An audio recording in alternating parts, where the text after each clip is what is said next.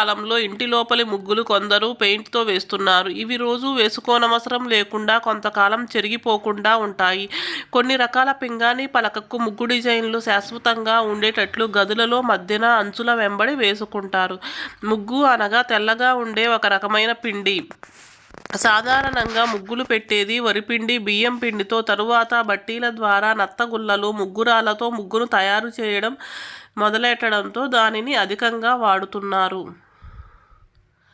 సాంప్రదాయ ముగ్గులు మామూలు పిండితో పేడతో కల్లాపి చల్లిన నేలపై పెట్టేవి. ఇవి ప్రతిరోజు ప్రొద్దున్నే అలవాటుగా పెడతారు.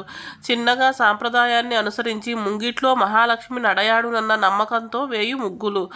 రంగుల ముగ్గులు కొన్ని విశేష సందర్భాలలో రంగులను ఉపయోగించి వేయు ముగ్గులు. పోటీలకు, కొత్త సంవత్సరం ముగ్గులను తీర్చిదిద్దేందుకు, ఇంట్లో శుభకార్యాలకు ఇలాంటివి వేస్తుంటారు. కొన్నిటిలో పక్షులు, జంతువులు, పువ్వులు కనిపిస్తాయి. నెక్స్ట్ వచ్చేసి పండుగ ముగ్గులు. సాధారణంగా ముగ్గులతోనే పండుగలకు కళ వస్తుంటుంది. సంక్రాంతి సందర్భంలో పెట్టే ముగ్గులు దీనికి ఉదాహరణ. కార్తీక మాసం మొదలుకొని సంక్రాంతి పూర్తి అయ్యేంత వరకు ముగ్గులతో ముంగిళ్లను ఊరంతా నింపుతూ ఉంటారు. సంక్రాంతి ముగ్గులను బంతిపూల రేకులతో గాని, గొబ్బెమ్మలతో గాని అలంకరిస్తారు. చుక్కల ముగ్గు ముగ్గు పెట్టడానికి ముందు చుక్కలను పెట్టి ఆ చుక్కలను కలుపుతూ పెట్టే ముగ్గు.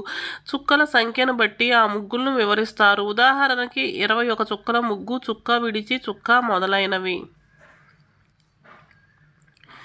నెక్స్ట్ వచ్చేసి రథం ముగ్గు.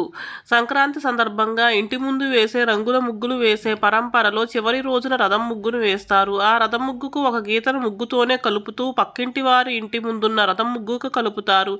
ఆ పక్కవారు కూడా తమ రథం ముగ్గుని తమ పక్కవారి దానితో కలుపుతారు. సంక్రాంతి ముగ్గులకు ఇదే చివరి రోజు. ఆ తర్వాత వేసేవన్నీ సాధారణ ముగ్గులే.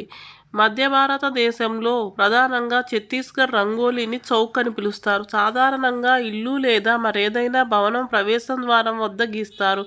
ఎండిన బియ్యం పిండి లేదా ఇతర రకాల దుమ్ము పొడి ముగ్గురాయిని గీయడానికి ఉపయోగిస్తారు. అనేక సాంప్రదాయిక నమూనాలు ఉన్నప్పటికీ దానిని గీసే వ్యక్తి యొక్క సృజనాత్మకతను బట్టి మరెన్నో సృష్టించవచ్చు. కుటుంబంలో అదృష్టం తెచ్చిపెడుతుందని భావిస్తారు. మహారాష్ట్ర, కర్ణాటకలలో ఇళ్ల తలుపులపై రంగోలీ గీస్తారు.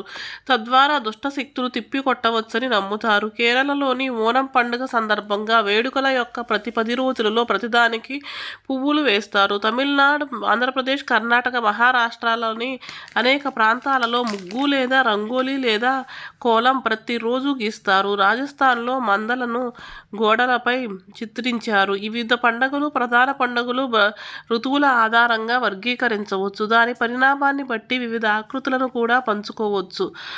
రంగోలీలో ఉపయోగించే కొన్ని ప్రధాన చిహ్నాలు తామర పువ్వు, దాని ఆకులు, మామిడి, చేపలు, చిలుకలు, హంసలు, నెమళ్ళు, వివిధ రకాల పక్షులు. దీపావళి వంటి ప్రత్యేక సందర్భాలలో ముగ్గులు వేస్తారు. దీపావళి రంగోలీకి కొన్ని ప్రత్యేక నమూనాలు ఉంటాయి. దీప, గణేశ, లక్ష్మీ పువ్వులు లేదా భారతదేశ పక్షులని కూడా పిలుస్తారు.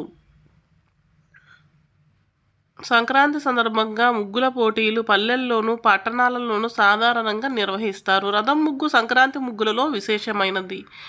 ఈ వీడియో కనుక మీకు నచ్చినట్లయితే ప్లీజ్ లైక్ చేయండి. Thank you for watching.